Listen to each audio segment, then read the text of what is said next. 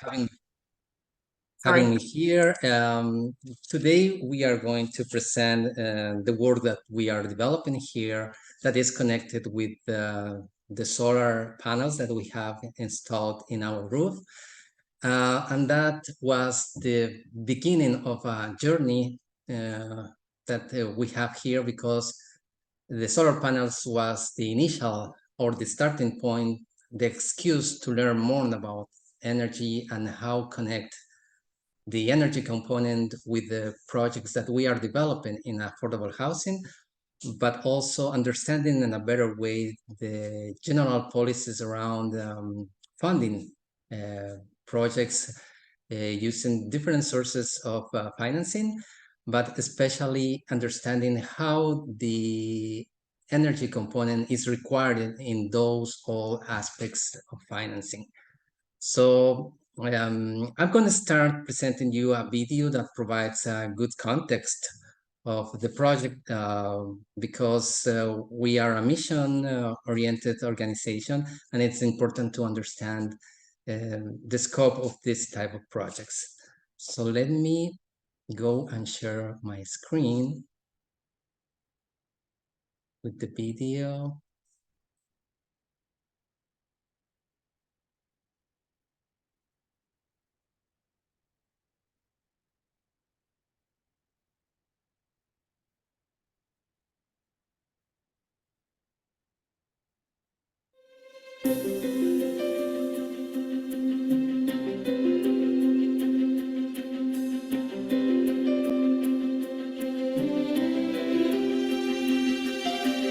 My name is Seth Asimakis. I'm the general manager of the Community Loan Fund, and I always had the idea that it would be great to use alternative energy. Started pitching that idea for a while, and finally got financing through ACOA and the Economic and Social Inclusion Corporation to put solar on the roof of the hub. When we looked into solar as an idea, I looked around at some of the providers, the installers, and NextGen was one of the leaders, and so when I talked to Mark Macklin, he was on board right away. Thought it was a great idea. The Learning Exchange has a program called Goals, working with youth.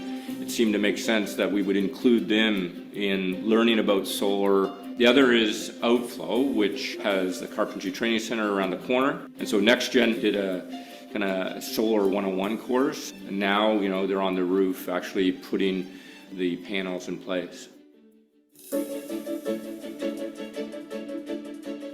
It sounded very technical to many of the students to start out, but now that they've been speaking to the NextGen staff and we've been learning about it a little more in class, I think they're developing quite an understanding of renewable energy and solar in particular.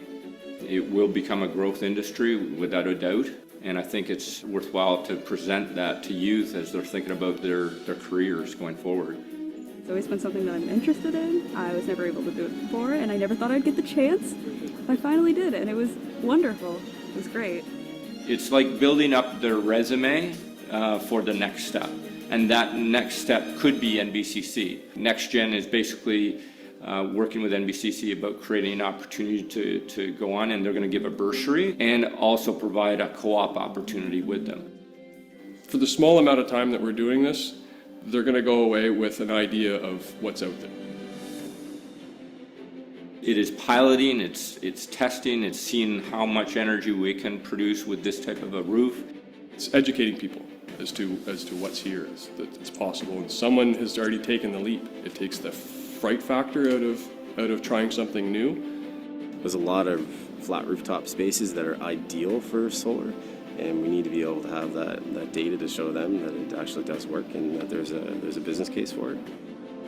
We're just at the very beginning of that future, and I see this little rooftop array, which apparently is the biggest in St. John. It will be the biggest for a short period of time, I'm sure. That's my hope.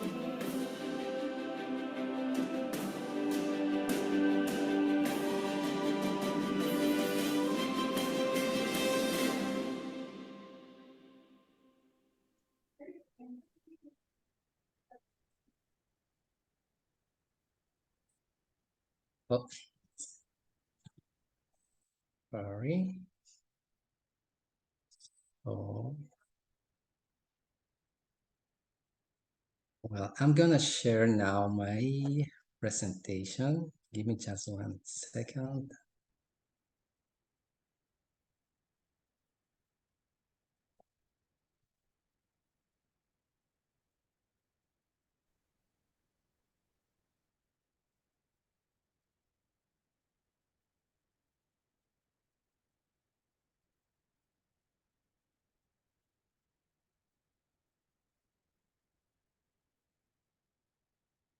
Okay. So, well, this is the picture of the building that the solar panels are deployed. So as you see, it's a three-story building. On the roof, we don't have any other thing that the solar panels. So it's important to notice that we are using just a portion of the total area available on the roof. So it determines that we have possibilities for the future to expand our solar PV system. And the idea of having this building is create a collaboration between different community partners, basically nonprofits that are connected with different missions. For example, on the third floor, where this moment I'm broadcasting, we have the Human Development Council in this area. We have ACAP in the other office. The Kaleidoscope is in this area. We share resources. We have one only laser a copier and printer. And the idea of having this type of hubs is create additionally spaces for the community, because on the first floor we have one wellness room that is a big room that can be used for different purposes. It's available for rental at a nominal rate. So this is basically the idea of this building that we call the Social Enterprise Hub. In the introduction was mentioned the mission of Kaleidoscope. Kaleidoscope Social Impact has three pillars. The first one is social impact finance, the second one is training, and the third one is real estate. In the social impact finance, we raise capital from investors and then lend to affordable housing developers that are working in affordable housing, social entrepreneurs, basically startups, and also individuals creating self-employment. That is microloans area. The second area is training that is focused on entrepreneurship, financial literacy, and building assets. And the third area, that is the social impact real estate. It's basically create new affordable housing projects and also creative hubs or office hubs, as the one that I referred. As an example, this is one of the posts that we have in our Facebook page. We are developing in this civic address, 56 Broad Avenue, where the former St. Baptist Church was located. We are going to develop one creative hub for artists. In the first floor, and on the basement is Brilliant Labs. Next to the church, we are going to develop 39-unit building, all of them dedicated to affordable housing. And for financing part of the cash flow, we are selling the rectory, that is the building that is on the back of the church. This is a good example of the developments that we are doing now. In the Social Enterprise Hub, we are committed to create a sustainable development practices. One of them is using this PV system. to operate as a prosumer. It means creating energy, producing energy, and at the same time buying energy from the St. John energy. So we are not self-reliant because the small of the PV system is not in area, it is not too much. So in the presentation that Seda Simakos, my general manager, did in the video, he mentioned two aspects that we are interested in doing. The first one is testing, and the second one is educating. As a part of the education, as an initiative promoted by the community partners that we have here at the Hub, we have a green team that is a group that is basically developing initiatives like cleanups around the building, a community clothing that promotes the reuse and recycle of clothes that probably for one individual is not necessary or it's considered as a waste, but for others is a treasure. So we are working in that kind of practices. It's not only the brick and mortar. The importance of having this space is the collaboration with other partners. As you see in this slide, we have 60 solar panels with a size of 17 kilowatts on the roof of the Hub. You probably see here that there is one like a mesh, metallic mesh below the panels. That is very interesting. It's an addition of the smart energy to these panels.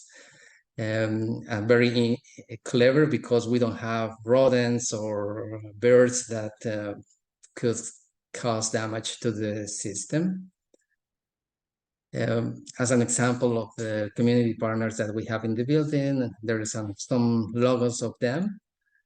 There are from different nature, and the collaboration is very interesting because we generate a lot of synergies working around the poverty or environmental aspects or even social impact entrepreneurship. Well, I'm gonna do a quick review of the equipment necessary to create solar power. The solar power is basically created using solar cells that are part of the solar panels. The solar panels are deployed in arrays, and they are connected to the batteries, to the inverters, the wiring. Our PV system doesn't have any battery, so I think it's basically because of budgetary reasons. At the time that we implemented that, was not enough capital to include the batteries in the system. The interesting thing in our system is that we have the net metering, that, as you know, when we receive energy from the utility, the meter goes forward, while when we produce energy, the meter goes backward. And if we have an excess of or surplus in the generation, we receive credits from the St. John energy. The other component is the solar inverter. It allows us to connect appliances, the regular appliances. It converts the DC into AC electricity. This is a slide that highlights the fact that we are now prosumers, that because we produce with solar panels and receive electricity from the grid. One interesting thing is that every panel is connected to this application that allows us to collect data in real time. So we can basically monitor how the system is working, but also we have a database that collects data about the the power or the use of the generation in kilowatts hour per day, per month, per year. This is amazing because one of the objectives was testing how much energy we are producing and how much energy we are basically saving in terms of financial value, the monetary value of that savings. As you see here, you can even use this for maintenance purposes, because you can identify which panel is not producing and then go, for example, to the third row and the third column and repair the panel that is not generating electricity. We haven't had that problem. The panels are really good. They are reliable. They don't require too much maintenance. We have cleaned the glass, the windshield for just twice a year, I think, and they are delivering in an excellent way. You can also see as an example the daily energy created in kilowatts hour with some of the peaks during the generation. And the dashboard that this application creates around the production. So if you see here, this is the year that we started producing, 2018. Then the year of the COVID. And in 2021, we had some problems with the internet and we didn't collect the information required for monitoring the system, but we repaired that in 2022 and we are currently collecting data in 2023. So it's very interesting. This is the amount of energy in megawatts that we produce. Here's the pattern for every month in the 3 years that we consider representative. And you see basically the pattern follows first of all, the solar irradiation available in St. John. This is also another indicator that is the air temperature. If you see are consistent, so we are generating based on our resource. And it's also very important to highlight that our panels are very good in terms of efficiency, and they are designed for harsh climate conditions. If you see, the efficiency is 11% more power than conventional modules, that they are able to accept loads for heavy snow. This is in pascals, and it's also able to work in low temperatures. We have a warranty of 25 years and also warranty on materials of 10 years and workmanship. So it's an excellent product. I can say we are really happy with the system. We don't have any issues with that. In terms of the other information that we can collect is the environmental benefits in terms of the CO2 avoided or the number of bulb lights that we can replace with the production in the whole time of operation. This is for the whole time. We can also create more specific analysis for a determined number of days, more months or years using the calculators that are available in different sources. We use one to estimate the CO2 emissions avoided in 30 months. And then the idea of educating was in some sense resonate in the green team, and our partners created this piece of information to highlight the importance of having renewables in the building, and then disseminate this information in social media and also internally using the emails. As a part of our analysis is to understand not only how much to produce, how much we can save, that is here in the previous slide. That is 10% of our energy need is created by ourselves. We reduce 2,080 tons in 30 months of operations. And at the same time that we create 10% of our energy, we also create savings in our electricity bill of around 10% too.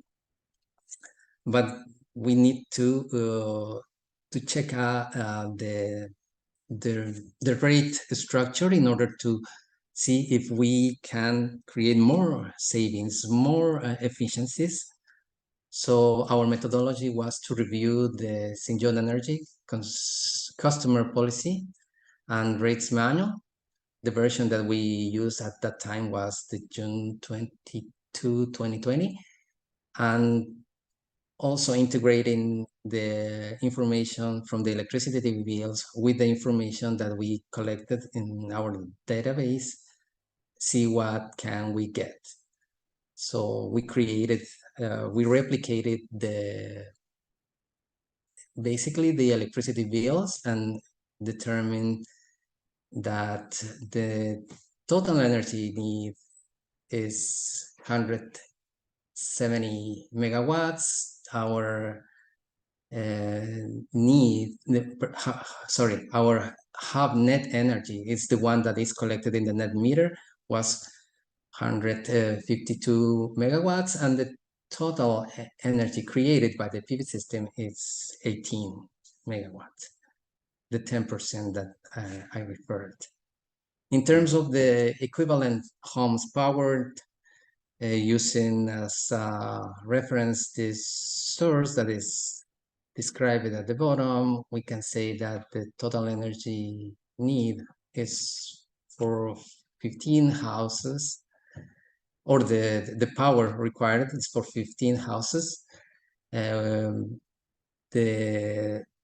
half production in the PV system is around 2, so the difference is the net metering account. And this is just an equivalency to present or to highlight that even though that our production is very marginal, very low, the impacts are very important. With the information, we also review what happened in 2020, the year of the COVID, and how the pattern in production was related with the occupancy during the summer months, especially people living or going on vacations and the few generation required. In the electricity bill, we reviewed the different charges in our electricity bill, and we determined that an important component is the demand charge. At that time, it accounted for 28% of the total of the bill. You have here in 1 year we paid $25,000 in charges for electricity, and the demand charge was $7,000.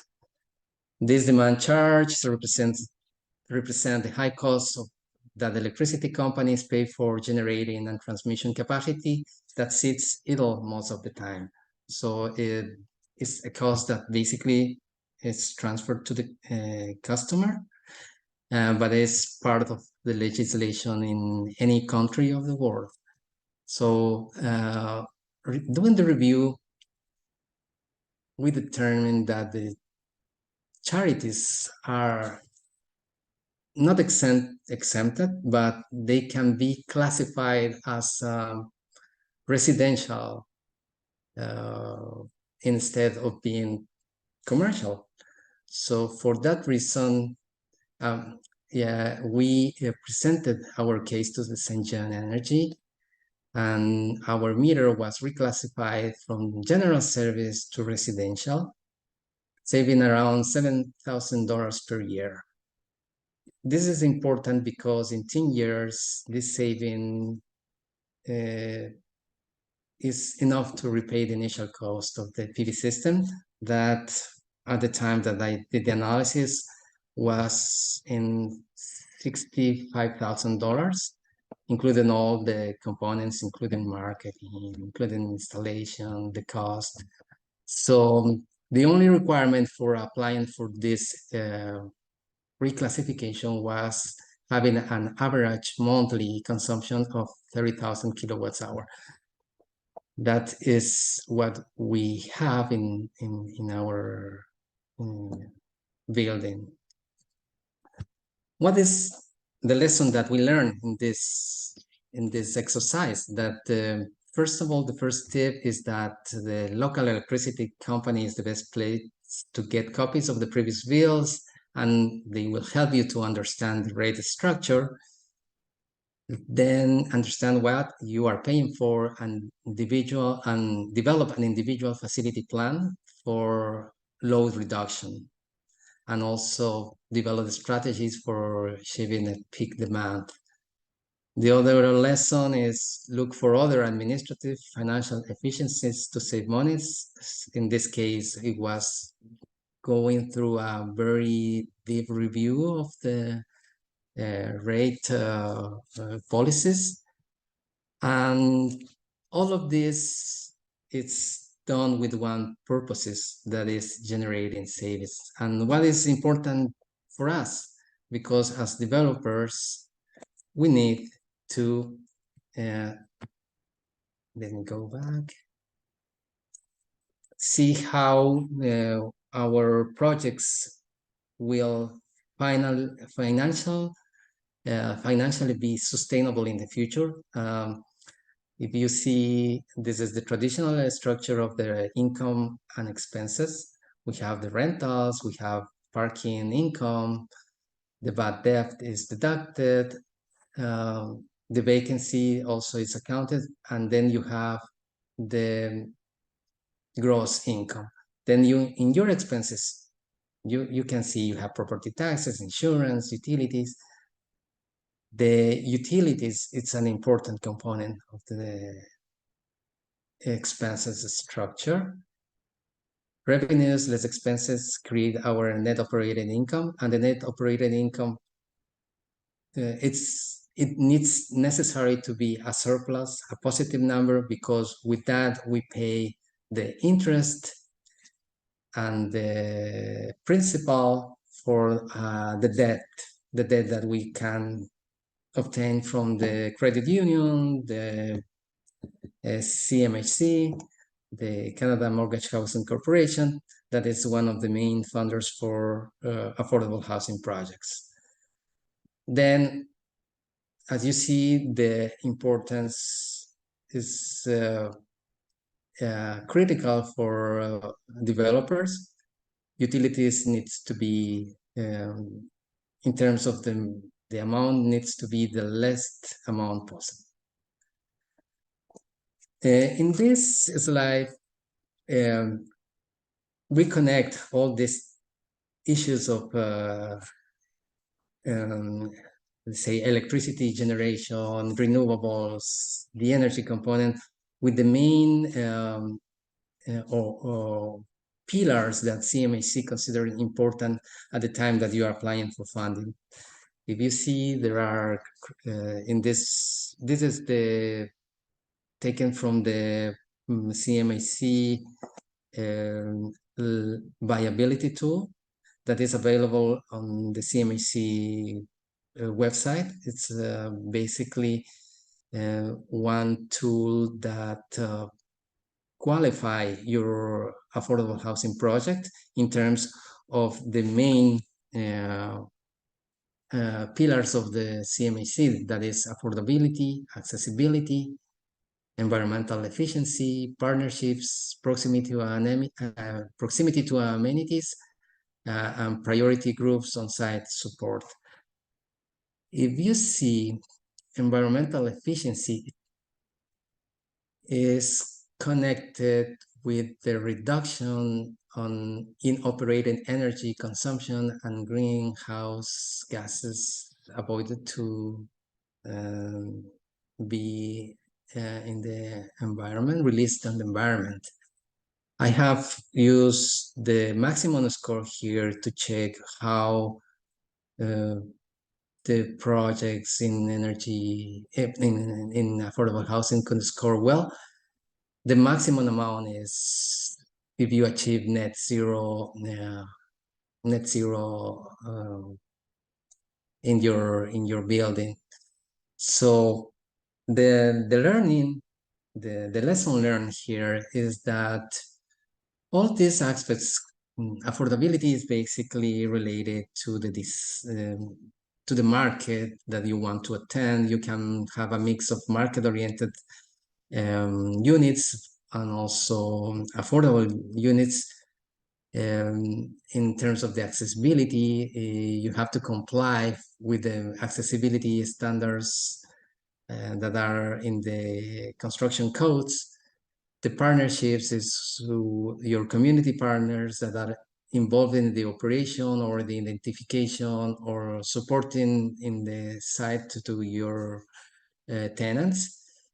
But environmental efficiency, it's something that needs to be worked in an interdisciplinary team in the early stages of the development of the project. You have management of the designs of and you have to include the typical and traditional disciplines like structural engineering, electrical engineering, sanitary engineering, but now there is the capital importance of incorporating someone that is from the environmental side, and basically an energy auditor or energy consultant that provide you the certainty that your project, your development will comply with the different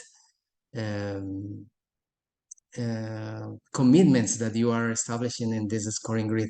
This is the maximum scoring grid that is net zero, but you have lower levels when you can attain 10%, 25%, 30% of the efficiency that are included in the different energy codes.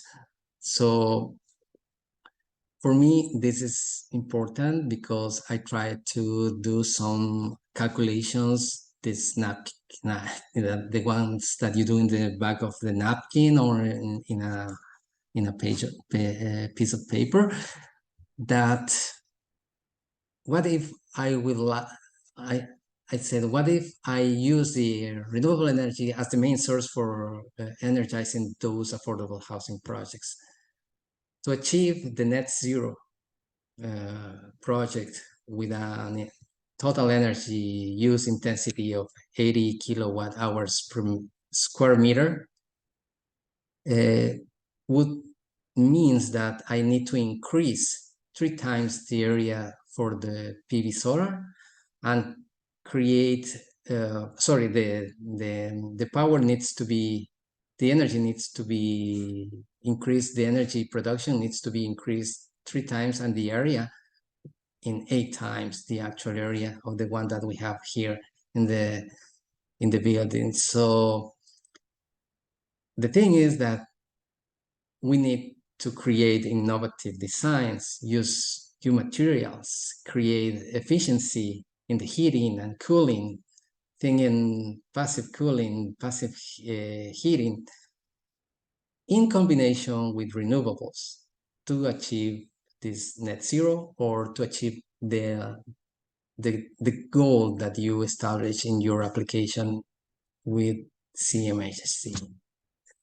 So the thing is that for me, energy is here to stay, and there's a lot of issues around how to promote the use of renewables, but also how to improve your energy efficiency and how to include all these aspects in the designs. For me, in the previous years, I think it was something optional, but now I see that is part of the requirements that funding organizations and also the local government and provincial and the provinces requiring for the development of our projects that are basically aimed at affordability. So let me see. Yeah, I'm on time. And that's the presentation. I don't know if I have to stop sharing and letting. Yeah, I think we can have some time for questions. So that was a great presentation. Thank you. I learned a lot. I actually worked for the St. John Community Loan Fund one summer in 2017 as a student before the social enterprise hub was built. It was just a dream at that point. So it's great to see it come to life and include solar. So if anyone has any questions, please go ahead and put them into the chat and we'll take it from there.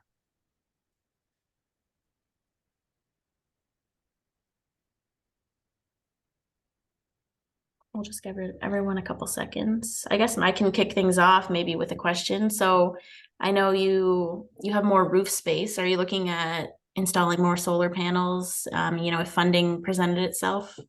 Yeah, in fact, yeah, we have plans to develop a second phase of the project. Initially, we were inclined to include those rotating solar panels and also the ones that are able to clean during the winter. But we have to assess that possibility because we know that if we include more movable parts in the panels, the maintenance is more frequent and costly. For now, it's for me, it's like having a very convenient fixed PV system because we don't have to do more maintenance rather than cleaning once in a year. So it's 100% reliable, and for now we are thinking in using probably the same type of panels for the expansion. Okay, awesome. We do have a question here from the audience. So does the hub have plans to include the energy efficiency and conservation measures that you mentioned at the end of the presentation? Yes, in fact, we are working with NB Power and also with the non-profit Affordable Housing Association because we are able to get energy audits for free. And also NB Power, they have a special incentives for nonprofits. So we have now completed all the energy audits and we are analyzing the cost effective of doing the recommendations because as a nonprofit, we don't have a lot of resources to accomplish all the recommendations, but we are in the point of selecting and choosing the right ones that will allow us to make the difference. Awesome. That's great to hear. Another question I have, and this is something I think people think about in our area of the world, is snow and solar panels and kind of how that works. And I know with myself, I've only had to shovel my driveway about 4 times every winter these days with the winters we're having. So I just wanted to see kind of what's your experience with winters and solar panels there uptown. Yeah, well, the figures are there, even though that we have snow or harsh weather during some days or even weeks, we don't clean, we don't go upstairs and to the roof and with the shovel or the brush do the cleaning. We let them clean themselves. I mean, the wind, the sun, and this is really impressive because even though in that weeks we have energy production, when you monitor at the time that we have a lot of snow, they are producing. Is impressive. Awesome. We have a couple more questions here in the chat. The next one is, would you consider battery storage or power walls in phase 2 to be able to compare the two approaches? Yes, we have considered. Yeah, but all depends on the budget. Yeah, that's our main, let's say, obstacle. We in the first phase, the initial investment came from I think it's one organization that is a non-profit organization interested in promoting this type of projects, but we will have to see the budget and the availability of investors in financing this type of projects. Yeah, that makes sense for sure. Next question here. Do we have an estimate of the CO2 content of the solar panel manufacturing and install process? No, we don't have the life cycle analysis, no, but in the specifications of the panels, you can see that they comply with all the standards required for protecting the environment during the elaboration of the panels, and also the safety for the workers doing the panels. Yeah, but we don't have an estimate in CO2 tunnels. And I know on the call we did have Alexa, who actually works for the smart energy company, that would have maybe helped us answer this, but I don't see her on the call anymore. But I bet you the smart energy company probably has some information on that. Another question here. Does energy production for the solar PV decline with age? If so, what are the plans to remedy this over and above efficiency and conservation?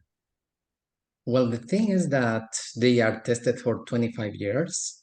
So that is the lifetime that we are sure that we are continue producing the same amount every year.